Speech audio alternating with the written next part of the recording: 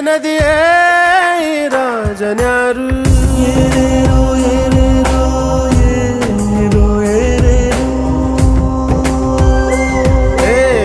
ವಿಧಿಯೇ ವಿಧಿಯೇ ವಿಧಿಯೇ ವಿಧಿಯೇ ವೀರನ್ಯಾರು